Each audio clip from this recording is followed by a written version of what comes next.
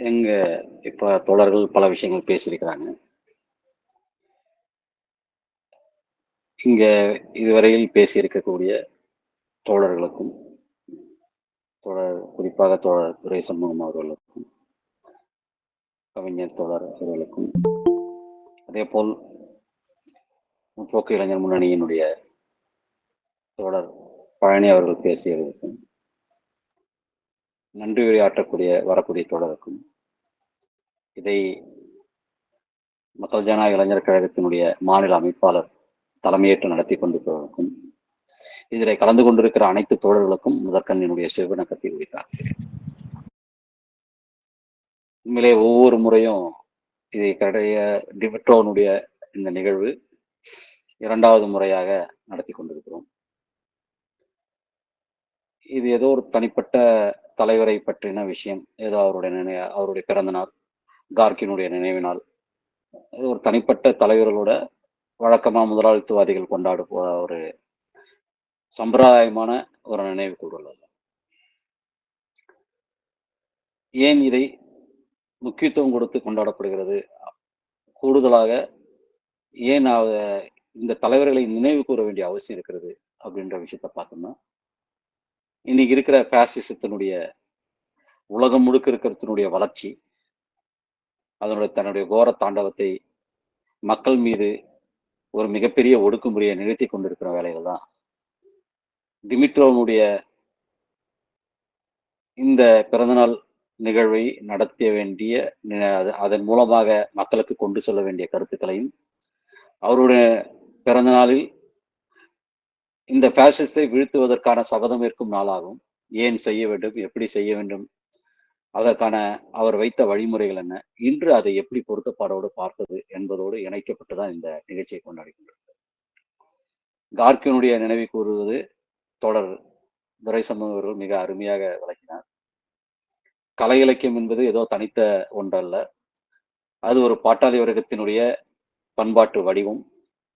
அரசியலை மக்கள் மத்தியில் எளிதாக கொண்டு சேர்க்கும் வடிவத்தை, ஒரு பாட்டாளி வர்க்க கலையை, அவருடைய குரலை மிக அருமையாக மக்கள் மத்தியிலே பரப்பி, ஒரு சோவியத் சோசலிசத்தின் வடிவத்தை மக்கள் மத்தியிலே பரப்பி அதை வெற்றியடை செய்வதற்கு மிகப்பெரிய பங்காற்றியவர்கள் அவர்களும் ஒருவர். குறிப்பாக தாய் நாவல் இன்று உலக பிரசித்தி பெற்ற மிக முக்கியமான நாவல். பல நாவல்களை அவர் எழுதியிருக்கிறார். எதுவுமே, அதாவது ஏதோ நானும் எழுதினேன், கலை என்பது கலைக்காக, என்ற ஆத்ம திருப்திக்காக எழுதினேன், கலையை உயர்விக்க எழுதினேன் என்று இல்லாமல் மிக சிறந்த முறையில் மக்கள் மத்தியிலே கொண்டு சேர்த்தவர். இந்த நிலையில் டிமிட்ரோவை குறித்த, ஐக்கிய முன்னணி குறித்த அதனுடைய பல்வேறு கருத்துக்களையும் கூட தோழர் பழனி அவர்கள் குறிப்பிட்டிருக்கிறார். தலைமை உரையில் டிமிட்ரோனுடைய கருத்துக்களை, குறிப்பாக பாசிசத்தை பற்றின விஷயங்களை எல்லாம் தோழர் தலைமை உரையில் தேவிச்சந்திரன் அவர்கள் உரையாற்றினார். அதனுடைய தொடர்ச்சியாக இன்றைய நிலைமையில் அதை எப்படி பொருத்தி பார்க்க வேண்டும் என்ற அடிப்படையிலே இது தொடர்றதுதான் சரியா இருக்கும். ஏன்னா பேசினதே திருப்பி பேசுவது, எல்லாருமே கிட்டத்தட்ட பொதுவாகவே டிமிட்ரோவை பத்தி சொல்ல வந்தால் எல்லாருமே அது பொதுவாக சொல்ற விஷயம்தான். இன்னும் இன்னைக்கு இருக்கிற மிகப்பெரிய குறைபாடு என்ன, நம்ம எதிர்கொண்டிருக்கிற பிரச்சனை என்ன, நாம் உண்மையிலே எதற்கு முக்கியத்துவம் கொடுக்க வேண்டியது இருக்கு? உண்மையிலே சொல்ல போனா பாசிசத்தை பத்தின புரிதல் இன்று மிகப்பெரிய சவாலாக, பொதுவாக நிதி மூலதன ஆதிக்கத்தின் மிக பிற்போக்கான நிதி மூலதன கும்பலின் மிக மோசமான ஆதிக்க வடிவத்தின் ஏகாதிபத்திய அதனுடைய கூறுகளை கொண்ட ஒரு ஒடுக்குமுறையை, ஏகாதிபத்திய நிதி மூலதன ஆதிக்கத்தினுடைய ஒடுக்குமுறையை குறிக்கின்ற ஒரு ஆட்சி அமைப்பு அதிகார முறை தான் பாசிசம் என்று வரையறுக்கப்பட்டதை தோழர்கள் விளக்கினார். ஆட்சி அமைப்பு அதிகாரத்தினுடைய அடிப்படை எங்கிருந்து இருக்கிறது என்றால் அதனுடைய பொருளாதார வடிவத்தில் இருக்கிறது. கார்ப்பரேட் ஆதிக்கம், ஏகாதிபத்திய ஆதிக்கம், இப்படி பல பெயர்கள் சொல்லலாம். இந்த பொருளாதார அடித்தளத்திற்கு, பொருளாதார காரணிகளுக்கும் அரசியலுக்குமான உறவு என்னவாக இருக்கிறது? பாசிசத்தை பற்றி விளக்கும் பொழுது அது இந்த பிற்போக்கு நிதி மூலதன ஆதிக்கத்தின் மேற்கட்டுமான அரசு அதிகார வடிவம் என்பதை ஏன் குறிப்பிட்டார்? எப்படி புரிந்து கொள்வது? இன்றைய நிலையில் எப்படி புரிந்து கொள்வது?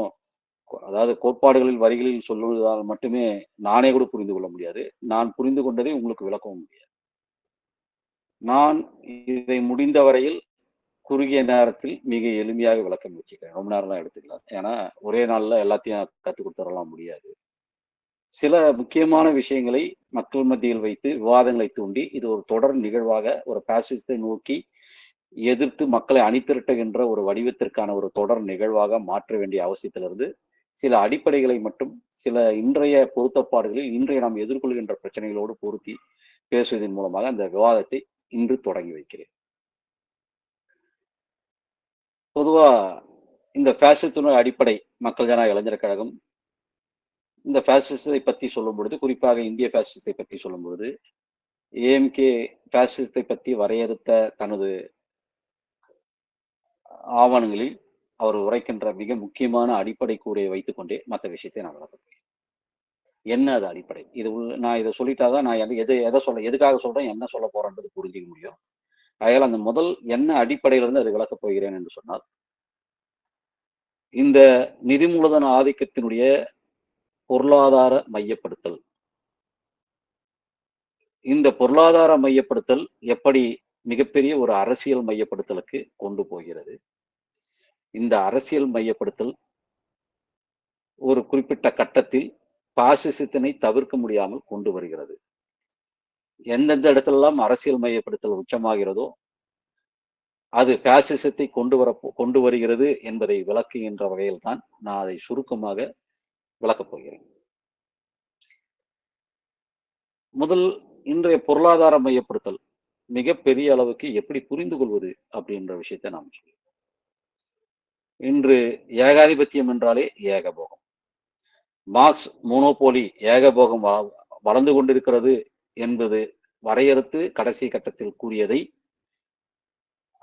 அதை பற்றின அதை முழுமையடைவதற்குள்ளாகவே அவருடைய இறப்பு, அதற்கு பிறகு அதனுடைய வளர்ச்சி ஏகபோகமாக ஏகாதிபத்தியமாக வளர்ந்ததனுடைய அத்தனையும் விலக்கி வைத்ததில் அன்றைய மார்க்சியம் என்று சொன்னால் அது லெனின் வரையறுத்த லெனின். அதுவும் குறிப்பாக அந்த ஏகாதிபத்தியம் பற்றிய அந்த ஏகபோக ஆதிக்கம் எப்படி ஏகாதிபத்தியமாக பரிணமித்தது என்பதை பற்றின அவருடைய ஏகாதிபத்திய கோட்பாடு மிக முக்கியமானது. ஏன் இதை சொல்ல வரேன்னா, உண்மையிலே பொருளாதார ஆதிக்கத்தினுடைய உச்சபட்சம் எங்கே இருக்கிறது என்றால், ஏகபோகமாக வளர்ந்த அந்த மூலதனம், அதனுடைய காட்டல்கள் ஒட்டுமொத்தமாக நிதி மூலதன ஆதிக்கத்தோடு இணைந்து மிகப்பெரிய ஒரு ஜியன்ஸாக வளருது. இது தொழில் மூலதனம் நிதி மூலதனமாக தனித்தனியா இல்லாம அது எல்லாம் ஒன்றிணைந்து எதை கட்டுப்படுத்துகிறது என்று தெரியாத அளவுக்கு ஒரு மிகப்பெரிய நிதி மூலதன ஆதிக்கம் வளர்கிறது. அதாவது குவிக்கப்பட்ட மூலதனம் ஏகபோகம் நிதி மூலதனமாக மாறி அது எப்படி சந்தைகளை நாடுகளுக்கிடையே சந்தைகளை பங்கிட்டுக் கொள்கிறது அப்படின்றதையும், அந்த சந்தைகளை பங்கிட்டுக் கொள்கின்ற உச்சபட்சமாக அதனுடைய பாதுகாப்பு, அதனுடைய அரண் எல்லாமே எங்கே அது தன்னை தக்க வைத்துக் கொள்கிறது என்றால், அந்த பொருளாதார ஆதிக்கத்தை அந்த ஏகபோகத்தை தக்க வைத்துக் கொள்ள வேண்டும் என்றால் அரசியல் ஆதிக்கம் இல்லாமல் தக்க வைக்க முடியாது என்பதை நிலைநிறுத்தும் வகையில் அது அரசியல் ஆதிக்கத்தை நாடுகளை பங்கிட்டுக் கொள்வதில் போய் முடிகிறது. இது ஏகாதிபத்தியம். ஏகாதிபத்தியத்தை புரிந்து கொண்டால்தான் பாசிசத்தை புரிந்து கொள்ள முடியுமா? ஆம், டிமிட்ரோ நிச்சயமாக சொல்கிறார். ஏகாதிபத்தியத்தை விட்டுவிட்டு பாசிசத்தை பேசுவது, நிதி மூலதன ஆதிக்கத்தை விட்டுவிட்டு பாசிசத்தை பேசுவது என்பது மார்க்சியமே ஆகாது. அது மார்க்சியத்துக்கு லெனினியத்துக்கு எதிரானது என்கிறார். அப்படி என்றால் நாம் அதை எப்படி புரிந்து கொள்வது? ஏகாதிபத்தியத்தை அதனுடைய நிதி மூலதன ஆதிக்கத்தினுடைய தன்மையை அது எப்படி ஏகபோகம் அடைய அந்த சிறு கும்பல் மிகப்பெரிய அளவுக்கு வளர்ந்து ஒரு பெரிய ஆதிக்கத்தை உருவாக்குகிறது என்பதை புரிந்து கொள்ள வேண்டும் என்றால் அமெரிக்காவினுடைய ட்ரம்ப் ஆட்சியினுடைய நிர்வாகத்தை பார்த்தால் இன்று புரிந்து கொள்ளலாம். டாஜ் பாசிசம் கடந்த காலங்களில் சொல்றதில்ல, ட்ரம்ப் வந்ததிலிருந்து தன்னுடைய ஆட்சி அதிகார நிர்வாகத்தை நேரடியாக கார்ப்பரேட்டுகளிடம் வழங்கிய, அதுவும் எல்லா கார்ப்பரேட்டுகளும் கிடையாது, ஒரு குறிப்பிட்ட கார்ப்பரேட்டுகளிடம் வழங்கிய அந்த அதிகாரத்தை நாம் குறிப்பிடுகிறோம். டாஜ் பாசிசம் எங்கிருந்து வந்துகிறது என்றால், ஒரு புதிய, இன்னும் சொல்ல போனா அதிநவீன தொழில்நுட்பத்திலே மிகப்பெரிய அளவுக்கு அந்த அந்த நவீன தொழில்துறையில், அதாவது குறிப்பாக ஏஐ, எலக்ட்ரானிக்ஸ், அப்புறமா தகவல் தொழில்நுட்பம், இதனுடைய உச்சபட்சத்திலே வளர்ந்ததுதான் இந்த டாஜ் பாசிசம். பழைய ஆட்கள் எல்லாம் பின்னுக்கு தள்ளிவிட்டு, அதுல யாரு இன்றைய நவீன தொழில்நுட்பத்தோடு எப்படி வந்தார்களோ அந்த நிதி மூலதன ஆதிக்கத்தை வைத்துக்கொண்டு சில குறிப்பிடக்கூடிய மிகப்பெரிய நிதி மூலதன கும்பல், அந்த நிதி மூலதன கும்பல் எப்படி கட்டுப்படுத்துகிறது என்பதை பற்றி தான் நாம் அமெரிக்காவினுடைய ஒட்டுமொத்த அந்த கண்ட்ரோல் செய்யக்கூடிய விஷயத்தை நம்ம புரிந்து கொள்ளலாம்.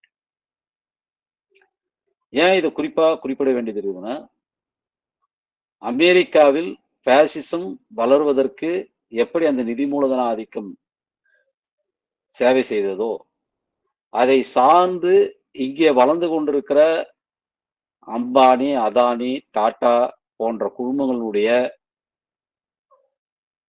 இங்க தரகு முதலாளித்துவத்தினுடைய நிதி ஆதிக்க கும்பலுடைய வளர்ச்சியும் அதை ஒட்டியே இருப்பதும், இது இங்கிருக்கிற இந்தியாவில் இருக்கிற அனைத்து மற்ற கார்ப்பரேட்டுகளை எல்லாம் அகற்றிவிட்டு அந்த இடத்திலே தன்னுடைய ஏகபோகத்தை நிறுவிக் கொள்வதில் மிகப்பெரிய அளவுக்கு இன்னைக்கு இந்தியாவிலும் சேவை செய்யும். இதுக்கு மிகப்பெரிய ஒற்றுமை உண்டு. ஒற்றுமை உண்டுன்னா அது நிதி ஆதிக்க கும்பல்லாம் இதுவும் நிதி ஆதிக்க கும்பல் அர்த்தம்.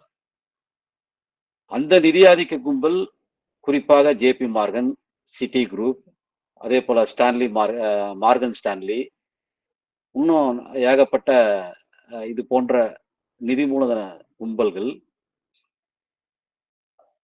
சிட்டி சூசி குரூப்னு சொல்லக்கூடியது, இப்படி பல குரூப்புகள் அங்க எப்படி தன்னுடைய நிதி மூலதன ஆதிக்கத்தை தக்க வைத்துக் கொண்டு எப்படி தன்னுடைய பாசிசத்தை மிகப்பெரிய அளவுக்கு விரிவுபடுத்திக் கொண்டிருக்கிறார்.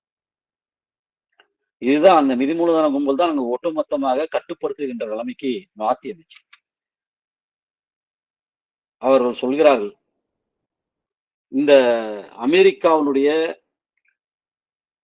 ஏற்கனவே இருந்த கம்பெனிகள் எல்லாம் வருடத்திற்கு 4.9 ட்ரில்லியன் டாலர் அளவுக்கு இணைத்துக் கொண்டே இருக்கிறது. அதுவும் வருஷம் ஏறிக்கிட்டே இருக்கு. 2021ல 4.86 ட்ரில்லியன் டாலர் அளவுக்கு மற்ற நிறுவனங்களை விழுங்குவதும், இல்ல மற்ற சிறிய நிறுவனங்களுடைய இல்லாட்டி ஓரளவுக்கு பெரிய நிறுவனங்களை இணைப்பதும், இப்படி பல நிறுவனங்கள் கிட்டத்தட்ட எந்த அளவுக்கு இணைஞ்சிருக்குதுன்னா 4.9 பில்லியன் டாலர் அளவுக்கு மதிப்பிலான இணைப்புகள் நடந்திருக்குது. எவ்வளவு பெரிய அளவுக்குன்னா உலகளாவிய அந்த ட்ரில்லியன் அளவுல. இதில் அமெரிக்காவினுடைய பங்கு பார்த்தீங்கன்னா கிட்டத்தட்ட 2.3 ட்ரில்லியன், கிட்டத்தட்ட பாதி அளவுக்கு அமெரிக்காவினுடைய இந்த இணைப்பு என்பது மிக முக்கியமாக, மிக உச்சபட்சமாக நடந்து கொண்டிருப்பது மிக அவசியமாக இருக்கிறது. இதை புரிந்து கொள்ள வேண்டிய அவசியம். ஆனால் இது என்ன நிலை, அதை குறிப்பாக புரிஞ்சு கொள்ள வேண்டிய விஷயம். முன்ன விட இப்ப என்ன நடந்துட்டு இருக்கு, வேகமா என்ன நடந்துட்டு இருக்கு, இணைத்து இணைத்து இணைத்து இணைத்து எங்கே போயிருக்கிறது என்றால், முன்னெல்லாம் மிகப்பெரிய அளவுக்கு அந்த இணைப்பினுடைய எண்ணிக்கை, அதாவது சரியா சொல்ல போனா மிக குறைந்த அளவு முதலீடு வைத்துக் கொண்டு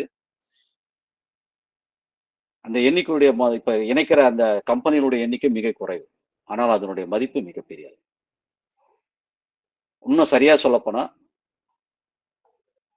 மிக குறைந்த அளவுக்கு முதலீடுகளை கொண்டு மிகப்பெரிய கம்பெனிகளையும் மிகப்பெரிய சொத்துக்களையும் தனக்குள் விழுங்கி செறித்து கொண்டிருக்கிறது தான் இன்று அமெரிக்காவில் நடந்து கொண்டிருக்கிற மிக முக்கியமான விஷயம். ஏன் குறிப்பா அமெரிக்காவை பேசுறேன்னா, அது நம்ம இந்தியாவோட இணைக்கிறதுனால நான் பேசுறேன். உலகம் முழுவதும் நடந்துட்டு இருக்கு. அதுதான் சொன்னேன், உலகம் முழுவதும் நடக்கிற ஒரு மிகப்பெரிய அளவுக்கான இணைப்பு 4.9 ட்ரில்லியன் என்றால் அதில் கிட்டத்தட்ட 2.3 ட்ரில்லியன், 48-49% கிட்டத்தட்ட அது அமெரிக்காவுடைய மெர்ஜர் அண்ட் அக்விசிஷன் அப்படின்னு சொல்லக்கூடிய இணைவுகளோட பொறுத்தது. ஏனென்றால் அங்கு மிகப்பெரிய ஏகபோக கம்பெனிகள் அங்கு ஒரு பாசிசத்தை அதனுடைய அடிப்படையிலே பேசிசத்தை உருவாக்குவதற்கான தேவையை உருவாக்கி தருது. இதெல்லாம் நம்ம வந்து இப்ப வந்து சொல்றோம்.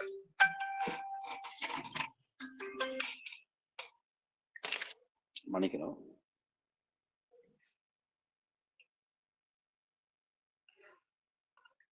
ரெண்டாவது, இதை எப்படி நாம் வந்து பார்க்கறது அப்படின்னு சொல்ல போனா,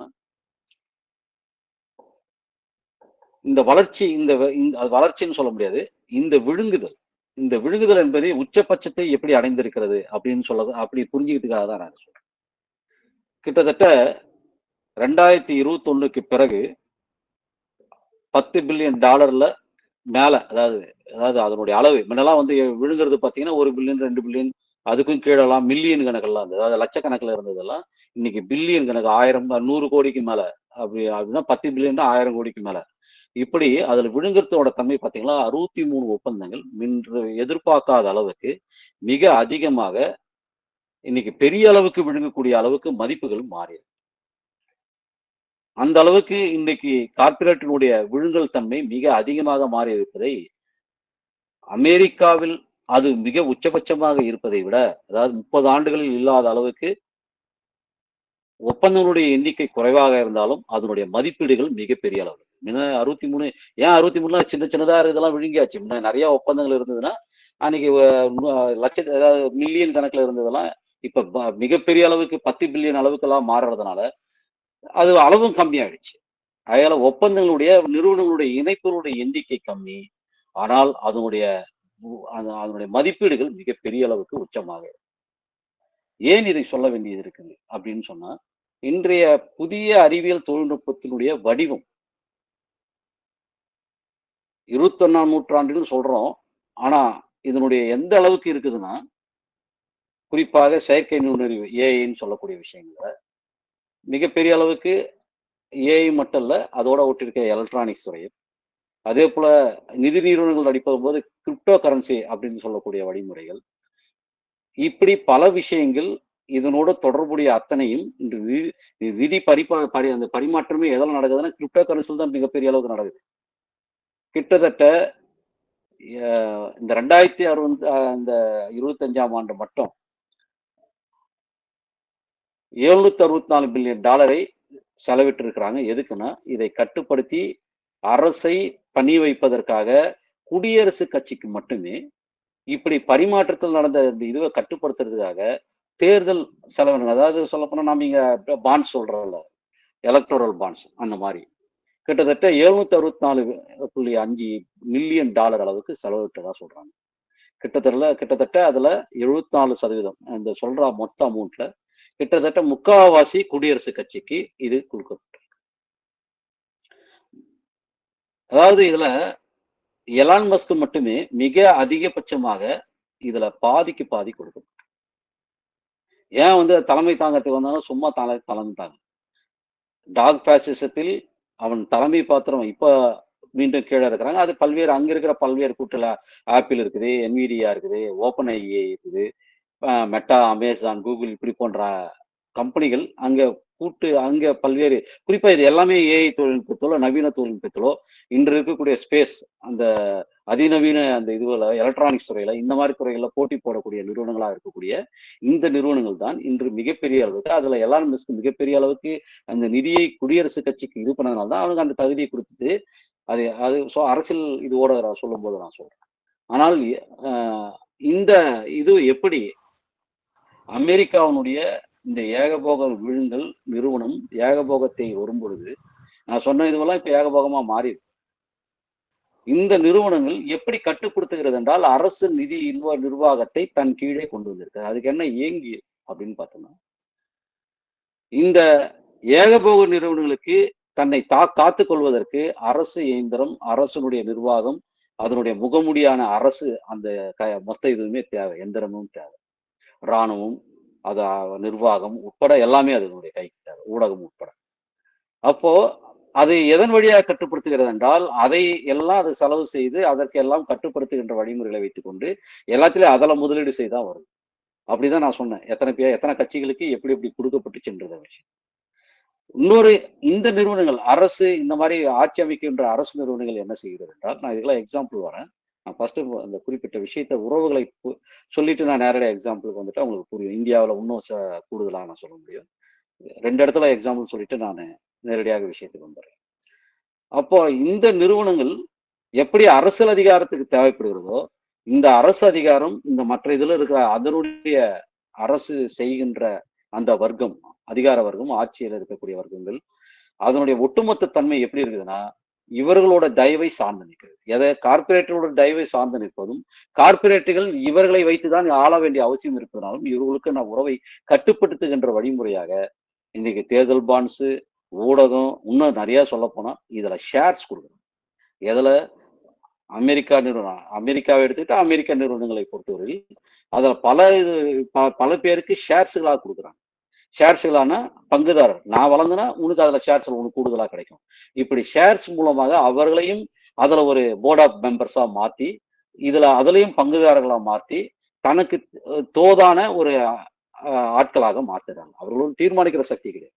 ஆனால் அவர்கள் எங்கே முக்கியத்துவம் பெறுகிறார்கள் என்றால் அவர்களை சார்ந்து மிக பெரிய அளவுக்கு சார்ந்து நிற்கக்கூடிய சக்திகளாக அவர்களுடைய வாழ்வும் வளமும் அந்த கார்பரேட்டோடு இணைந்ததாக மாற்றுகின்ற நிலைமைக்கு ஒவ்வொரு கட்சியும் ஒவ்வொரு இதுவும் விலைக்கு வாங்குது. அதன் அடிப்படையில் தான் குடியரசுக் கட்சியினுடைய அந்த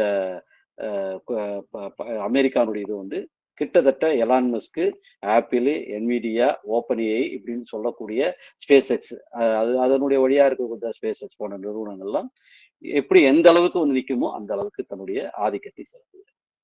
இது முக்கியத்துவம் ஏன்னா பொருளாதார ஆதிக்கம் எப்படி முக்கியத்துவம் பெற்று முன்னணியில் இருக்கிறது என்பதை பற்றிய விஷயம். இதெல்லாம் நிறைய தகவல்கள்லாம் இருக்குது. யார் யார் எவ்வளவு கொடுத்தாங்க, எந்தெந்த கட்சிகளுக்கு கொடுத்தாங்க, எப்படி இவர்கள் போய் செய்யறாங்க. அதாவது அவர்கள் சொல்றாங்க எப்படி கொடுத்தது, கார்பரேட்டுகள் கொடுத்தது மட்டும் கம்முன்னு இருக்குல்ல, அவருடைய பொருளாதார ஆலோசனை குழுல இல்ல அந்த சில முக்கியமான முடிவுகளை எடுக்கக்கூடிய ஆலோசனை குழுக்கள்ல அவர்களை மெம்பர்களாக ஆக்கிக் கொள்வது அரசோட வேலை. அரசு என்ன செய்யணும், அவர்களை மெம்பர் ஆக்கிடும். அது நான் இந்தியாவுக்கும் வரேன், அதே போலதான் இருக்கு. எப்படி இவர்கள் அரசோடு பின்னி பிணைந்து இந்த கார்பரேட்டுகள் தனது ஏகபோகத்தை பொருளாதார ஆதிக்கத்தை நிறுவி தனது அரசியல் மேலாதிக்கத்தை எப்படி நிறுவுகிறது என்பதை புரிந்து கொள்வதற்கான, அது எப்படி தன்னுடைய எல்லாரையும் அடக்கிறது எந்த அளவுக்கு அடக்கணுமோ அதுக்கு அடக்கிறதுக்கான வேலையை எப்படி செய்யுது அப்படின்றதுக்காகவும் நாம் புரிந்து கொள்வதற்காக தான் முக்கியமான விஷயம். இதுக்கு என்ன நிறைய செய்யுதுன்னா ஒட்டுமொத்தமாக அந்த மீடியாக்களை கைப்பற்றி அந்த மீடியாக்களுடைய ஒட்டுமொத்த இதுலையும் சில கார்பரேட்டுகளை கைப்பற்றி தன் கையில வைக்கும். சரி, இதை ஒரு பக்கம் புரிந்து கொள்வோம். இப்போ இந்தியாவினுடைய விஷயத்துக்கு பாசிசத்தினுடைய தன்மை நிதி மூலதன ஆதிக்கத்தோடு இணைச்சு பார்க்கும்போது சமீபத்தில் ஒரு 2 எக்ஸாம்பிள், 2 முக்கியமான விஷயங்களை எடுத்துக்கொள்வோம். ஒண்ணு நம்மளுக்கு எப்பொழுதும் பேசப்பட்டு கொண்டிருக்கிற அதானி, 2வது அம்பானி. இந்த அதானியை பற்றின விஷயங்கள் சமீப காலமாக மிக முக்கியமாக அடிபடுற விஷயத்துல சிமெண்ட் மிகப்பெரிய ஒரு ஆலை நிறுவனம் எப்படி தன்னை இணைத்துக் கொள்வது, ஏன் இவர்களை தரகு முதலாளித்துவம் சொல்லுவார், அதனுடைய ஒட்டுமொத்த ஷேர்ஸ், அதனுடைய ஒட்டுமொத்த தன்மை எப்படி இருக்குது அப்படின்றத ஒரு பிக்சரை பார்த்துருவோம். குறிப்பா அதானுடைய முக்கியமான அதனுடைய மொத்தமான குழுமத்தினுடைய பெயர் ஹோல்ரின் இன்வெஸ்ட்மெண்ட்ஸ். அதான் பல பேருக்கு நம்மளுக்கு அது பழக்கமில்லாத ஒரு பேர் தான். இந்த ஹோல்ரின் இன்வெஸ்ட்மெண்ட்ஸ் தான் அதானுடைய குழுமத்தினுடைய மிக முக்கியமான இது சிமெண்ட் துறை குறிப்பாக சொல்ல போனா அம்புஜா சிமெண்ட்ஸ் தான் அதனுடைய பேரண்ட் கம்பெனி. அது எல்லாருக்கும் தெரிஞ்ச விஷயம் தான். சமீப காலத்தில் அது ஏசிசி சிமெண்ட், ஓரியன்டல் சிமெண்ட், சங்கின்னு சொல்லலாம், சாங்கின்னு சொல்லலாம், குஜராத்தில் இயங்கக்கூடிய சாங்கி சிமெண்ட்ஸ், கிட்டத்தட்ட ஏசிசி சிமெண்ட்ஸனுடைய 50% பங்குகளையும், ஓரியன்ட் சிமெண்ட் மொத்தமாகவும், சாங்கி சிமெண்ட்ஸ் 54% பங்குகளையும் வாங்க. பேரண்ட் கம்பெனி யாருன்னு கேட்டா அதுல அம்புஜா சிமெண்ட்ஸ். இது தெளிவாவே மேஜர் தன்னுடைய மொத்த இதுவும் எடுத்துக்கிட்டு அது தன் கண்ட்ரோல் எடுத்துக்கிட்டு மிகப்பெரிய ஜென்ஸ் கம்பெனியாக இது வளர்ந்து நிக்குது அப்படின்றதுதான் மிகப்பெரிய முக்கியமான விஷயம். அதுல முக்கியமான இன்னைக்கு இந்தியாவை கட்டுப்படுத்துகின்ற இந்த சிமெண்ட் துறையில பாத்தீங்கன்னா இது அதானியுடைய ஒரு பகுதியை நான் சொல்றேன், மற்றதெல்லாம் நான் சொல்றேன். எப்படி இணைவு நடந்திருக்குன்றதுக்காக புரிந்து கொள்வதற்காக, எப்படி அது ஜியன்ஸ் பெரிய அளவுக்கு வளர்ந்து கொண்டிருக்கிறது என்பதை புரிந்து கொள்வதற்காகவும், இந்த அல்ட்ராடெக் தான் இன்னைக்கு மிகப்பெரிய அளவுக்கு இன்னைக்கு சிமெண்ட் துறையில் அது 28% வைத்துக் கொண்டிருக்கிறது. அதானி அதனுடைய குழுமம் இன்னைக்கு கிட்டத்தட்ட 17% வைத்துக் கொண்டிருக்கிறது. மற்றவை எல்லாம் சின்ன சின்னதா வச்சிட்டு இருக்குது. ஆனால் இதுதான் கட்டுப்படுத்தக்கூடிய அளவுக்கு மிகப்பெரிய ஜெயின்ஸ் கம்பெனிகளாக இருக்கிறது. அல்ட்ராடெக்ன்றது யாரும் இல்ல, பிர்லா குரூப் தான். வேற யாரதோ ஏதோ நினைச்சுக்க வேண்டாம். அப்போ ஏன் சொல்லுகிறேன் என்றால், இது ஒரு துறையில் விழுங்கியது மட்டுமல்ல, அவங்க சொல்றாங்க இங்க இருக்கிற சிறு போட்டியாளர்களை எல்லாம் மொத்தமா தூக்கி எறிந்து இருக்கிறது. ஏன்னா பில்லா 28% வைத்துக்கொண்டு ஒரு பெரிய குரூப், அதனால் தாக்கு பிடிக்க முடியும். ஆனால் இன்னைக்கு இந்த குறிப்பாக சொல்லப்போனா அதானியினுடைய இன்வெஸ்டர்ஸ், நான் ஏற்கனவே சொல்ல போனா இந்த இன்வெஸ்டர்ஸ் யாரா இருக்கிறாங்க அப்படின்னு நம்ம பார்த்த வகையில, முக்கியமாக நாம் ஏற்கனவே சொன்ன இந்த Citigroup, JP Morgan, Morgan Stanley, இப்படிப்பட்ட ஆட்கள் தான் கிட்டத்தட்ட அதை எல்லாத்தையும் வைத்துக் கொண்டிருக்கிறார். யார் நிதி நிறுவனத்தை இது பண்ண, இவங்களாம் ப்ரொடக்ஷன் ஏரியால இருக்கிறாங்க. இவர்கள் இன்னொரு கம்பெனியுடைய ஷேர்ஸும் வாங்கலாம். ஆனால் இதனுடைய நிதி மூலதனத்தினுடைய கண்ட்ரோல் யார் இருக்கிறார்கள் என்று கேட்டால், ஒட்டுமொத்தமாக யார் அப்படின்னா அது நிதி மூலதான் ஏகாதிபத்தியத்தினுடைய நிதி மூலதன கும்பல் தான் அதை வைத்துக் கொண்டிருக்கிறது. இது யார் சென்ட்ரலைஸ் பண்றாங்க, அதனுடைய லாபத்தையும் மற்றதெல்லாம் யார் கண்ட்ரோல் பண்றாங்க அப்படின்னு கேட்டா, இந்த நிதி மூலதன கும்பல் தான் கண்ட்ரோல் செய்யும். பல குரூப்ஸ இதுதான் வாங்குது. இந்த ஏகாதிபத்திய கம்பெனிகள் தான் இதனுடைய ஷேர்ஸையும் வாங்குறாங்க. இதுல அகற்றத்துக்கு என்ன சொல்றாங்கன்னா, ஒட்டுமொத்தமாக இதனுடைய ப்ரொடக்ஷன்ல மிகப்பெரிய பகுதி மின்சாரம் தான். கிட்டத்தட்ட எல்லாமே மின்சாரம் 1/3 மின்சாரத்துக்காக 25% 35% மின்சாரத்துக்காக மட்டுமே செலவிட வேண்டியது. அதுவும் தன் கையில வச்சுட்டு இருக்கு. நிலக்கரியும் இன்னைக்கு சோலார் சிஸ்டத்துல மிகப்பெரிய அளவுக்கு இந்த சோலார் பவர் பிளான்ட் ஃபுல்லா அவங்க கையில் தான் வச்சுட்டு இருக்கிறான். நிலக்கரியை அவங்க கையில் தான் வச்சுட்டு இருக்கிறான். இன்னைக்கு துறைமுகத்தை அவன் கையில தான் வச்சுக்கிறான். மிகப்பெரிய ஏகபோகத்தை வைத்துக் கொண்டிருக்கிற இது வந்து துறைமுகம். ரயில்வே அவன் கையில வந்துடுச்சு. இது ஒட்டு மொத்தத்தையும் பயன்படுத்தி மிக மலிவான விலையில் முதல்ல கொடுத்து எல்லாரையும் காலி பண்ணிட்டு அதுக்கப்புறம் தான் நினைச்சதை விளை வைக்கிற அளவுக்கு இருக்கு. இன்னைக்கு சிமெண்ட் கம்பெனியில் இன்னைக்கு பிர்லா குரூப்பும் இன்னைக்கு அதானி குரூப்பும் வைக்கிறது தான் விலை என்ற நிலைமைக்கு இன்னைக்கு சிமெண்ட் குரூப். ஆனால் இதை கட்டுப்படுத்துகின்ற அந்த நிதி மூலதன ஆதிக்க கும்பல் அத ஏகாதிபத்தியத்தினுடைய கையில் இருக்கு. சரி, இதுதான் இப்படி இருக்குதுன்னு கேட்டா ரிலையன்ஸோட நிலைமை நாம் சொல்லவே தேவையில்லை. இன்னைக்கு ரிலையன்ஸ் வந்து அதுக்கு இன்வெஸ்ட்மெண்ட் பண்றது. நம்ம ரிலையன்ஸ்ல பொதுவா பார்த்தோம்னா இப்ப கூட சமீபத்தில் ஒரு ரிலையன்ஸ்ல ஒரு டிஸ்னியும் ரிலையன்ஸும் ஒன்னா சேர்ந்து இன்னைக்கு ஒரு ஜாயிண்ட் வெஞ்சர ஆரம்பிச்சு. யார்? அமெரிக்காவினுடைய டிஸ்னி, அதாவது ஊடகத்தை தன் கையில் வைத்திருக்கிற மிகப்பெரிய நிறுவனமான டிஸ்னி, இன்னைக்கு அமெரிக்காவினுடைய மிகப்பெரிய ஊடகங்களை கையில் வைத்துக் கொண்டிருக்கிற அந்த குரூப், இன்னைக்கு அதற்கான மிகப்பெரிய மூலதனத்தை யார் தராங்க அப்படின்னு சொல்ல போனா, அதாவது கொத்தார் இன்வெஸ்ட்மெண்ட் அத்தாரிட்டி அப்படின்னு சொல்லக்கூடிய நிறுவனம் தான் மிகப்பெரிய அளவுக்கு இன்னைக்கு வந்து அதனுடைய முதலீட்டில் மிக முக்கியமானதா பார்க்கறதுக்கு அப்படிதான் தெரியும். எல்லாம் அதனுடைய இன்னும் சரியா சொல்ல போனா டிஸ்னி அதோட சேர்ந்திருந்தாலும் அது வரும் 16% தான் வாங்குச்சு அப்படின்னு. எதுக்காக சொல்ல வரேன்னா, எப்படி கட்டுப்படுத்துது ஏகாதிபத்தியம் பற்றி லெனின் சொன்ன வரையறை இன்னைக்கு எப்படி, அதாவது அவர் சொல்லுவாரு, குறைந்த அளவுக்கு அதனுடைய ஷேர்ஸ்கள் அதனுடைய வச்சுட்டு இருந்தாலும் கூட ஹோல்டிங் முறைகளையும் அதனுடைய ஒப்பந்தத்தினுடைய கட்டுப்பாடுகளையும் விதித்து எப்படி தன் கையில் வைத்துக் கொள்கிறது என்பதை புரிந்து கொள்வதற்காக சொல்லுகிறேன். எப்படி ஏகபோகத்தை தன்னை வளர்த்துக் கொண்டிருக்கிறது. இன்னைக்கு ரிலையன்ஸ் பெரிய குடும்பமா வளர்ந்துச்சு, என்ன பிரயோஜனம்? அந்த குழுமத்தினுடைய இன்னைக்கு இணைவுகளின் மூலமாக இன்னைக்கு டிஸ்னியை இணைச்சது மூலமா இன்னைக்கு மொத்தம் இன்னைக்கு ஸ்டார் டிவி சொல்லக்கூடிய ஸ்டார் டிவிகள், இன்னைக்கு ரிலையன்ஸ் கிட்ட இருக்கிற பெரும்பாலான அந்த ஊடகத்துறை, ஹாட்ஸ்டாரு எல்லாமே இன்னைக்கு அவங்க கையில. ஸ்டார் விஜயும் அவங்க தான். இன்னைக்கு எல்லாமே அதனுடைய மிகப்பெரிய குழுமம் முழுக்குமே யார்கிட்ட போயிருதுதான் அந்த டிஸ்னியுடைய இணைவின் மூலமாக போயிருக்கு. ஏன்னா இந்த கொத்தார் இன்வெஸ்ட்மெண்ட் இருக்குதுங்களா, அதுவும் சரி. அப்புறம் ஜேம்ஸ் மர்டாக் அப்படின்னு சொல்லி ஒரு நிறுவனம், அப்புறம் கிளாரைஸ்ன்னு சொல்லக்கூடிய ஒரு நிறுவனம், அதாவது இதெல்லாம் நிதி மூலதன கும்பல். இன்னும் சொல்ல போனா அந்த நிதி மூலதன கும்பலினுடைய மிகப்பெரிய அந்த இது பாத்தீங்கன்னா பிளாக் ராக் அப்படின்னு சொல்லக்கூடிய நிதி நிறுவனங்கள், கேகேஆர் சொல்லக்கூடியது, இந்த கொத்தாரினுடைய அந்த QIA அப்படின்னு சொல்லக்கூடியது, ஜேபி மார்கன், இப்படி பல நிறுவனங்கள். இதுல போதி ட்ரீ அப்படின்னு ஒண்ணு இருக்குது. இதுவும் எல்லாமே பாத்தீங்கன்னா ஒட்டுமொத்தமாக தன்னுடைய நிதிகளை அளித்து தன்னை கட்டுப்படுத்துகின்ற வேலையை செய்யும். குறைஞ்ச அளவுக்கு ஷேர் தான் விற்கலாம், பெரும்பான்மை ஷேர் அது ரிலையன்ஸ் வச்சிருக்கலாம். ஆனால் எப்படி கட்டுப்படுத்துகிறது என்றால் அவர் 3 வகையில் அது கட்டுப்படுத்துகிறது. ஒன்று நிதி மூலதனத்தை கொடுத்து அவர்கள் தொழில் தொடங்குவதற்காக கொடுப்பது. 2வது அதனுடைய அது பயன்படுத்துகிற அத்தனை டெக்னிக்கல் விஷயம், குறிப்பாக அதனுடைய கிளவுடு, அதாவது அதில் சேமித்து அது இது பண்ணக்கூடிய கிளவுட் ஸ்டோரேஜ்னு சொல்லக்கூடிய பகுதி, அதனுடைய தொழில்நுட்பம், அதனுடைய சாஃப்ட்வேர்ஸ் எல்லாமே ஏகாதிபத்தியத்தின் கையில் இருக்கிறது. 2வது நீங்க முதலில் 16% போடுறது இல்லை. அதான் சொல்றாரு எப்படி கட்டுப்படுத்துகிறது என்றால் அவங்க சொல்றாங்க வீட்டோ பவர் மூலமா, அதாவது 16% முதலீடு கொடுக்கறது இல்லை என் பிரச்சனை.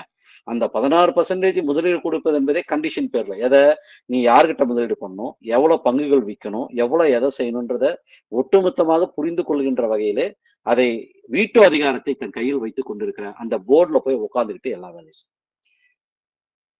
ஏன் இதை சொல்றோம் அப்படின்னு சொன்னா, இந்தியாவினுடைய 53% அந்த பங்கு வச்சிருந்தாலும் கூட வெறும் 16% வச்சுட்டு இருக்கிற பங்கை எப்படி கட்டுப்படுத்துகிறது என்றால் தனது நிதி மூலதன ஆதிக்கத்தின் வழியே அமெரிக்கா கட்டுப்படுத்துகிறது. அதற்கு அதானியினுடைய ஒரு எக்ஸாம்பிளும் அம்பானியுடைய ஒரு எக்ஸாம்பிளும் சொன்னேன். குறிப்பாக இன்றைய இந்தியாவை ஆட்டி படைத்தி கொண்டிருக்கிற மிகப்பெரிய தரகு முதலாளித்துவ கும்பலுடைய மிகப்பெரிய முதலீடுகள் எல்லாம் அமெரிக்காவின் நிதி வழியாக வருகிறது. இந்த கொத்தார் இதெல்லாம் யாருன்னா அவங்க உட்காந்து போறதெல்லாம் யாரும் கிடையாது. அமெரிக்கா ஏற்கனவே நிதி முதலீடுகளை குறிப்பாக ஏஐ துறையில், டேட்டா துறையில், இந்த மாதிரி தொழில்நுட்ப துறையில், எலக்ட்ரானிக்ஸ் துறையில், அதாவது முதலீடு செய்வது என்ற முடிவெடுத்தின் அடிப்படையிலே அது அந்த வழியா தான் வருது. பல அரபு நாடுகள் வழியா தான் நம்மளுக்கு முதலீடுகள், பல முதலீடுகள்ல அதுவும் அந்த வழியாவும் வருது. அந்த அரபு நாடுகளுக்கு சொந்தமானது இல்லை, அவை எல்லாம் அமெரிக்காவால் கட்டுப்படுத்துகின்ற முதலீடுகளாக இருக்கிறது. இதை ஏன் சொல்லுகிறேன் என்றால் இவர்கள் எப்படி அரசியல் ஆதிக்கத்தை கட்டுப்படுத்துகிறார்கள் என்பதை புரிந்து கொள்வதற்கு மிக முக்கியமான விஷயம் அப்படின்னு சொன்னா, இன்னைக்கு எப்படி கட்சிகளை எப்படி செய்து, குறிப்பா இந்த 2024-25 கட்சிகளுக்கு நிதியளித்தல், தேர்தல் நிதினு சொல்றாங்க, இல்ல கட்சிக்கு நிதியளித்தல், கட்சி ஃபண்டுன்னு சொல்றாங்க. இங்கோட விஜய் கூட பேசியிருப்பார், திமுக கட்சி ஃபண்ட் எல்லாம் அது எப்படி விஜய் மட்டும் விட்டு வச்சிருப்பாங்களா? அது வேற வகையில போகுது, வேற ஆள் மூலமா போகுது. எப்படி ஏன் தவிர்க்க முடியாமல் போகிறதுன்னா அது கட்டுப்படுத்த வேண்டிய அவசியம் இருக்கிறது. அது எந்த இடத்தில் கட்டுப்படுத்துகிறது என்பதை புரிந்து கொள்ள வேண்டும் என்றால் இன்று கிட்டத்தட்ட 2024-25 அதனுடைய கட்சிக்கான நிதியை 80% யார் கொடுக்கறது அப்படின்னு பாத்தீங்கன்னா கிட்டத்தட்ட 2668 கோடி. அதாவது ஜிண்டால், மெகா இன்ஜினியரிங், அந்த பாரதி ஏர்டெல், அதே போல பார்மாசூட்டிக்கல் கம்பெனிஸ் ஒன்று, இந்த மாதிரி ஒரு 4-5 கம்பெனி சேர்ந்த ப்ரூடென்ட் எலக்ட்ரோரல் ட்ரஸ்ட்னு பேர்ல இவங்கெல்லாம் கூட்டா வச்சுட்டு இருக்கிற ட்ரஸ்ட். இதன் மூலமாக 82% நிதி, அதாவது அவங்க மொத்த கொடுத்த டொனேஷன்ல 2180 கோடி ரூபாய் அவர்கள் கொடுக்கிறார். மற்றது சில்லற மற்றவங்களுக்கு. அதே போல டாடா குழுமம் 917, அதாவது தன்னுடைய மொத்த நிதியில் 80%, மொத்தம் 900 கோடி, கிட்டத்தட்ட 915 கோடி மகேந்திரா கொடுத்துருது. இதுல யார் வரலன்னு பாத்தீங்கன்னா அதானியும் அம்பானியுமே வரல. ஏன்னா அவர்கள் சொல்றாங்க அதுக்கு அவர்கள் ஷேர்கள் கொடுப்பதன் மூலமாக அந்த வழியா அவர்களை உள்ள வந்து சேர்த்துருச்சு. அதன் மூலமாக தன்னை அது பாதுகாத்துக் கொள்கிறது. அது தேர்தல் நிதி கொடுத்து அது ஒரு தனித்தியங்கள்ல அதோட ஷேர்களா கொடுத்து தன்னை இணைத்துக் கொள்கிறது என்பதை இன்னைக்கு வெட்ட வெளிச்சமாக மாற்றிடுது. இதெல்லாம் என்ன செய்ய போகுது அப்படின்னா அவங்க சொல்றாங்க, இதுல முக்கியமான 2 விஷயத்த குறிப்பிடணும்னா, 2 முக்கிய, அதாவது இந்த நிதி கட்டமைப்புகளை நிர்வகிக்கக்கூடிய, இந்தியாவினுடைய திட்டங்களை தீர்க்கக்கூடிய அல்லது பட்ஜெட் போடக்கூடிய எல்லா நிதி நிறுவனத்தினுடைய பட்ஜெட்டையும் எப்படி போடுறாங்க, அதுக்கு கொள்கை வகுக்கிறது. அந்த இடத்துல இருக்கக்கூடிய மிக முக்கியமான இது பாத்தீங்கன்னா பிரதமருக்கான பொருளாதார ஆலோசனை குழு ஒண்ணு, 2வது ஒட்டுமொத்தமாக திட்டங்களை தீட்டக்கூடிய இந்தியா முழுவதும் திட்டம் கொடுக்கல நிதி ஆயோகம். இந்த 2 விஷயத்திலும் மிகப்பெரிய அளவுக்கு இந்த கார்பரேட்டுகள் போய் உட்கார்றாங்க, இல்ல இந்த கார்பரேட்டுக்கு முதலீட்டு ஆலோசகர்களாக இருப்பவர்கள் போய் உட்கார்றாங்க. அதுல குறிப்பா சொல்லணும்னா சில பேர் அதாவது புரிஞ்சு கொள்வதற்காக சொல்றோம். ஆக்சிஸ் வங்கியினுடைய தலைமை பொருளாதார தலைமை பொருளாதார அந்த ஆலோசகர்களா இருந்தவர் அங்க போய் உட்கார்றாரு. கோட்டக் மகேந்திராவுடைய மேனேஜ்மெண்ட்ல இருந்தவர் அவரு போய் உட்கார்றாரு. அதே போல ஜேபி மார்கனத்தினுடைய முதலீட்டு அந்த வங்கி இருக்குது பாத்தீங்களா, அதனுடைய இந்திய பிரிவினுடைய தலைமை பொருளாதார அறிஞர் போய் உட்கார்றாரு. இப்படி அதாவது அவங்க சொல்றது பாத்தீங்கன்னா, நீலகந்த் மிஸ்ரா, நீலேஷ் ஷா, டாக்டர் சஜித் ஜெட் சினாய், சஞ்சீவ் சன்னால், இப்படி பல பேர் இருக்கக்கூடியவர்கள். இந்த பிரதமர் பொருளாதார ஆலோசனை இங்க பாத்தீங்கன்னா எந்த தொழிலாளியினுடைய பிரதிநிதியும் கிடையாது, எந்த விவசாயிகளுடைய பிரதிநிதியும் கிடையாது, ஏன் ஒரு வணிக மிகப்பெரிய சிறு முதலீட்டாளர்களும் கிடையாது, குறு முதலீட்டாளர்களும் கிடையாது, வணிகர்களும் கிடையாது. இவர்களுடைய எந்த ஆலோசனை குழுவும் இல்லாமல் கார்ப்பரேட்டினுடைய கும்பல் போய் அங்க உட்கார்ந்து கொண்டு ஒட்டுமொத்த திட்டத்தை தீட்டுவதற்கும் தன்னுடைய மூலதனத்தை பாதுகாத்துக் கொள்வதற்கான வேலையை செய்கிறார். போய் உட்காந்துக்கலாம் யார்? JP Morgan. நான் ஏற்கனவே சொன்னேன், டியூச் பேங்கினுடைய சஞ்சீவ் சன்யால்ன்றது இந்த டியூச் பேங்க்னு சொல்லக்கூடிய டாய்ச் நிறுவனம்னு சொல்லுவாங்க, ஒவ்வொருத்தர் ஒவ்வொரு இது ஜெர்மனியுடைய பேங்க். அதே போல நிதி ஆயோக்ல போய் யார் போய் உட்கார்ந்துட்டு இருக்கிறாங்க? அதெல்லாம் மறைமுகமா போய் உட்காரும். நிதி ஆயோக்ல போய் பாத்தீங்கன்னா ரிலையன்ஸ் இண்டஸ்ட்ரியுடைய நேரடியா போய் உட்காருது, டாடா இண்டஸ்ட்ரீஸ், அதானி குழுமம், ஆதித்ய பிர்லா குரூப், இவர்களெல்லாம் நேரடியாக போய் உட்கார்ந்து கொண்டு இன்று நிதி ஆயோக்கினுடைய நிதிகளை எப்படி கையாள்வது, எப்படி திட்டங்களை தீட்டுவது, மாநிலங்கள் என்ன செய்யறது, அதுக்கு எப்ப நிதி தர்றது, எல்லாத்தையும் மதிப்பீடு செய்வதிலிருந்து தன்னுடைய மூலதன ஆதிக்கத்தை, தன்னுடைய ஏகபோகத்தை நிறுவுவதற்கான அரசியல் ஆதிக்கத்தை பெறுவதற்கு குழுக்கள்ல போய் உட்கார்ந்து வேலை செய்யறாங்க. ஏதோ பாசிசம் ஏதோ தனித்து இயங்குவது மாதிரி, ஏதோ மதவாதம்னா ஏதோ தனித்து இயங்குற மாதிரி இங்க ஒரு தோற்றத்தை உருவாக்கி வைக்கிறார். அது வர நான் இதை மெயினா முடிச்சுட்டு நான் அதுக்கு போகலாம், நேரடியாக போயிடலாம் நினைக்கிறேன். அது குறுகிய நேரத்தில் முடிச்சிடறேன்.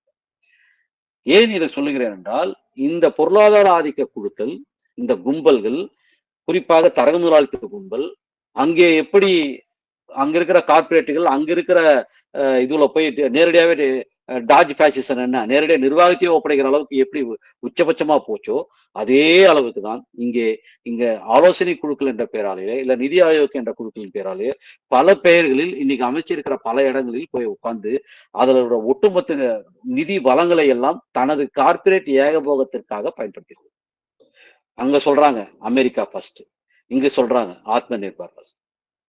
அப்படின்னா make in India, Atma Nirbhar, இப்படி பல பெயர்கள் சொல்றேன். என்னது இது? இந்தியாவில் உற்பத்தி செய்கின்ற, அதாவது இந்தியாவிலேயே மேட் இன் இந்தியா இல்ல, மேக் இன் இந்தியா.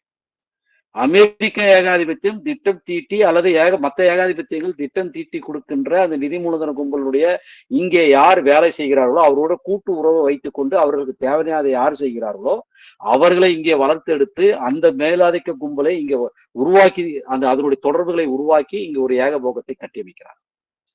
இவர்கள் எல்லாம் இந்த அரசியல் ஆதிக்கத்தை எப்படி கட்டுப்படுத்துகிறார்கள் என்றால், மோடியோ அல்லது இங்க இருக்கிற ஏற்கனவே இருந்த ஆட்சியையோ இல்ல இப்ப நடந்து கொண்டு இருக்கிற ஆட்சியும் இனிமேல் கட்டுப்படுத்த போகிற விஷயம் கூட ஏன் இருக்க போகிறது என்று சொன்னால், இவர்கள் எதிர்க்கிறதுக்கான எந்த கொள்கையும் இல்லை. நான் அதை மாற்றுக்கு வரேன். இவர்கள் எந்த வகையில எதிர்க்கல.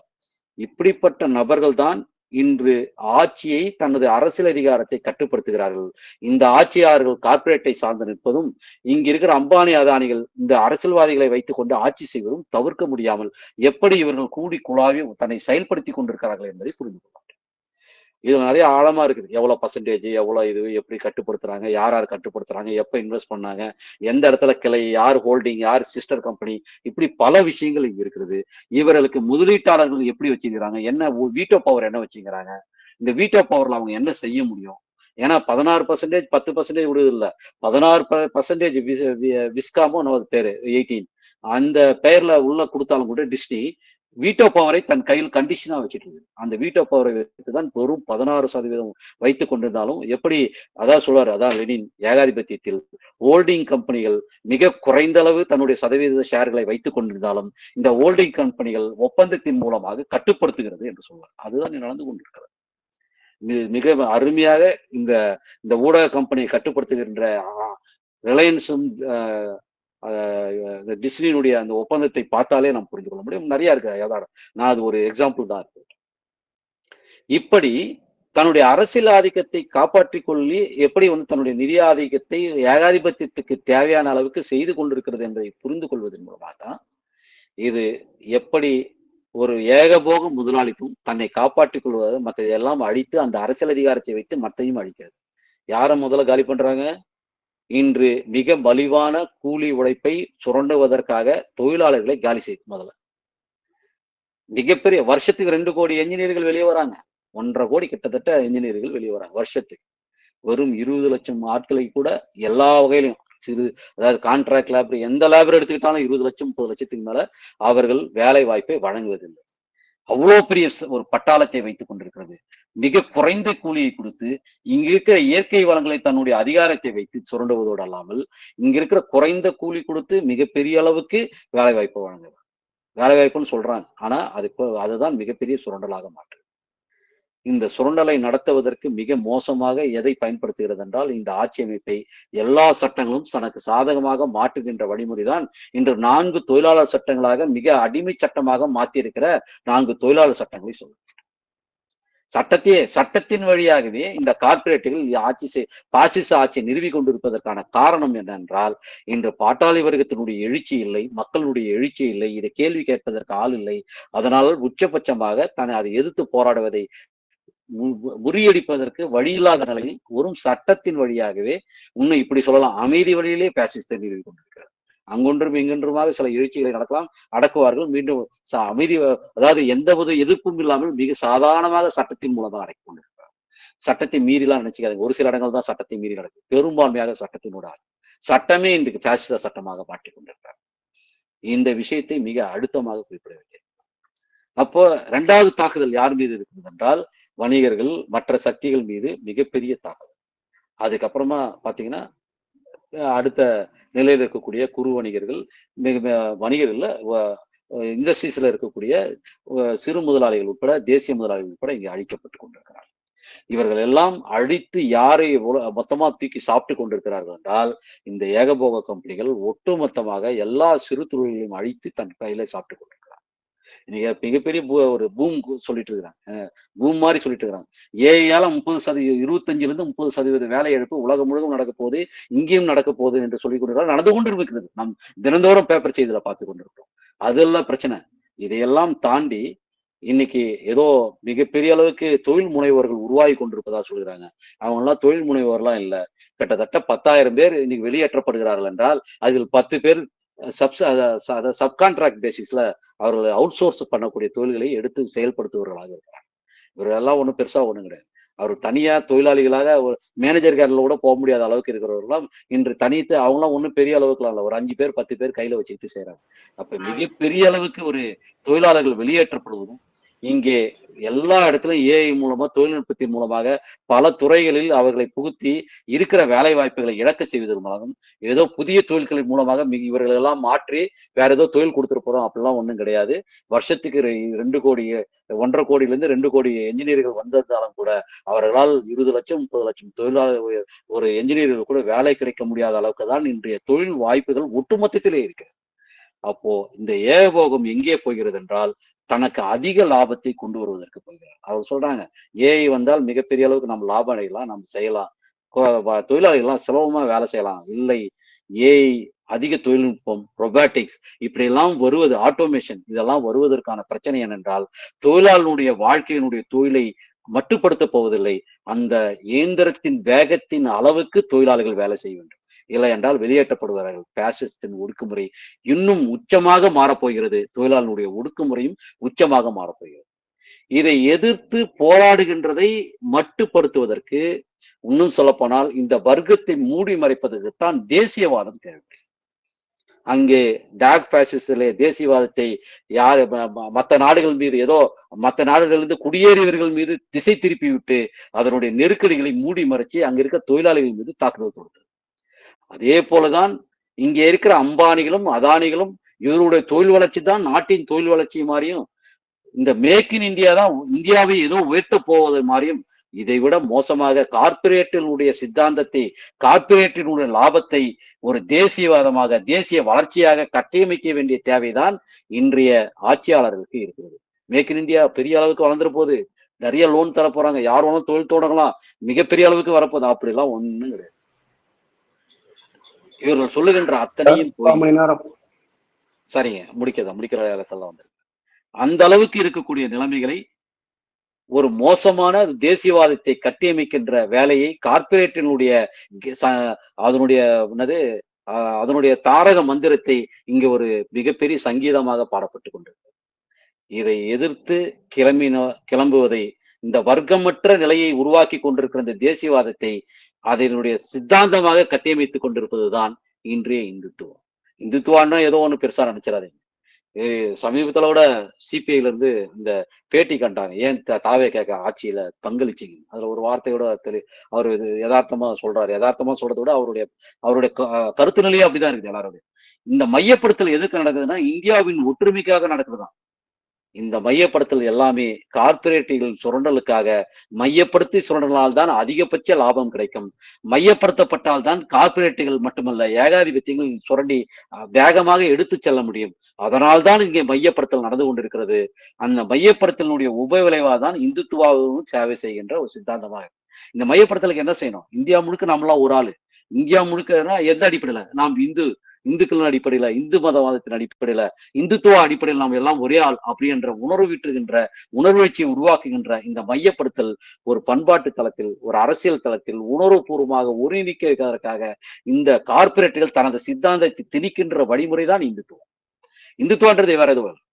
அது எது இன்றைய கார்பரேட்டினுடைய சித்தாந்தத்தை, தேசியவாதத்தை யார் தூண்டிவிட்டு வர்க்கத்தை மறைத்து மக்களை மோத விடுகின்றதோ, அல்லது வர்க்கத்தை மறைத்து கார்பரேட்டுகள் பின்னால், இந்த ஆட்சியாளர்கள் பின்னால் யார் சிறப்பாக அணிதிரட்டுகிறார்களோ அவர்கள் தான் இன்று கார்பரேட்டுகள் அரவணைத்துக் கொண்டு செல்லும். அதைதான் இன்று செய்து கொண்டிருக்கிறது. அவர்கள் அம்பலப்படும் போது அதற்கு மாற்று அணிகளை உருவாக்கி கொள்ளும், கட்டாயமாக உருவாக்கி கொள்ளும். அவர்கள் நீடித்து நிற்க வேண்டுமென்றால் அந்த கார்பரேட்டுகளை அரவணைத்துக் கொண்டு ஏதோ ஒரு வடிவம் கொடுத்துக்காக வேண்டும். இப்ப இங்க ஏற்கனவே திராவிட மாடல் இதே கார்பரேட் அம்பானி அதானியின் பின்னே எல்லாத்தையும் தான் சொல்லி எல்லாத்தையும் சாதிக்குது. இங்க இருக்கிற ஏர்போர்ட்ல உட்பட, இங்க இருக்கிற பரந்தூர் விமானம் எல்லாத்தையும் சேர்த்துதான் எல்லா ஏர்போர்ட் உட்பட, இங்க இருக்கிற துறைமுகங்கள் உட்பட அம்பானிகளையும் அதானிகளையும் டாட்டாக்களையும் கொடுத்து கொண்டிருந்தது. அதனுடைய தாரக மந்திரத்தை திராவிட மாடலில் சொல்லி கொண்டிருந்தது. இன்று வந்திருக்கிற தாவேகா தவிர்க்க முடியாமல் அதனுடைய சித்தாந்தத்தை கட்டமைக்கவில்லை என்றால் வீழும்.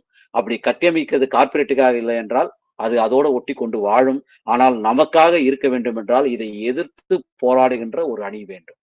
அந்த அணி யாரு, எந்த அணியாக இருக்க வேண்டும் என்றால் ஏகாதிபத்தியத்தை எதிர்த்த, ஏகாதிபத்தியத்துக்கு சேவை செய்து கொண்டிருக்கிற இங்கே கார்பரேட்டுகளை எதிர்த்த, அதையெல்லாம் மூடி மறைத்து ஆட்சி செய்து கொண்டிருக்கிற இந்த மோடி ஆட்சி போன்ற இந்த வர்க்க சமரசத்தை உருவாக்கி இங்க ஒரு இந்துத்துவாய் பரப்பி கொண்டிருக்கிற மோடி ஆட்சியை வீழ்த்துவதன் மூலமாகத்தான் இந்த பாசிசத்தை வீழ்த்த முடியும். யார் இங்கே சமரசக்திகள் என்றால் இவர்கள் ஆட்சி அதிகாரத்தில் இல்லாமல், அவர்களுக்கு எந்த வர்க்க சார்பு, அதாவது ஏகாதிபத்திய வர்க்கத்தின் கார்பரேட்டின் வர்க்க சார்பும் இல்லாமல் இருக்கின்ற சக்திகள் தான் இங்க சமரச சக்திகளாக மதிப்பிட முடியும். இன்று தாவைக்கா கூட சமரச சக்தியா இருக்கலாம். ஆனா அது கார்பரேட் சக்தியா மாறப்போதா, எப்படி மாறப்போகுது, என்ன வகையில செய்ய போகுதுன்றத நம்ம முழுமையான ஒரு ஆய்வுகளோட நம்ம பேச வேண்டியது இருக்குது. திராவிட கட்சிகள் எப்பயோ கார்பரேட் கட்சிகளாக மாறியாச்சு. இன்று பல கட்சிகள் எல்லாம் கார்பரேட் கட்சிகளாக அதனுடைய அரவணைப்பில் என்றோ அதிகாரத்தில் அதனுடைய வர்க்கத்தின் ஒரு பகுதியாக மாறிவிட்டது. இன்று ஒரு தனி அணி கட்ட வேண்டும் என்றால் அது ஏகாதிபத்தியத்தை எதிர்த்த, இந்த கார்பரேட்டுகளை எதிர்த்த, இந்த வர்க்க சமரசத்தில் ஆளு வர்க்க சக்தியாக அதிகார வர்க்கமாக இருக்கின்ற அணிகளை எதிர்த்து மற்ற சக்திகளை ஒருங்கிணைப்பதன் மூலமாக மட்டும்தான் இங்கே ஒரு ஐக்கிய முன்னணி உருவாகும். ஏதோ பெயரில் எல்லாம் ஒன்னா சேர்ந்துடலாம், எல்லாத்தையும் ஜெயிச்சிடலாம், எல்லாம் தூக்கி போட்டுடலாம். கற்பனை வேண்டாம் தோழர்களே. இந்த நேரடியான சக்திகளை வீழ்த்துவதற்கு இவர்கள் எப்படி வலைப்பின்னல் போல் செயல்படுகிறார்கள், அது ஏகாதிபத்தியத்திற்காக எப்படி இந்த நிதி மூலதன கும்பல்கள், இங்க இருக்க தரகு முதலாளித்துவ கும்பல்கள் உட்பட இந்த ஆட்சி அதிகாரம் செயல்படுத்தி கொண்டிருக்கிறது என்பதை புரிந்து கொண்டு இவர்களை தூக்கி எறிப்பதற்கான நேரடி அணி சேர்க்கையை உருவாக்காமல், இவர்களை தூக்கி எறிவதற்கான திட்டங்களை வகுக்காமல் ஐக்கிய முன்னணி என்பதே சாத்தியமில்லை. ஐக்கிய முன்னணி என்பது எண்ணிக்கையை ஒன்னாக சேர்த்து கோணிகள் கட்டிவிடும் கோலிகள் அல்ல.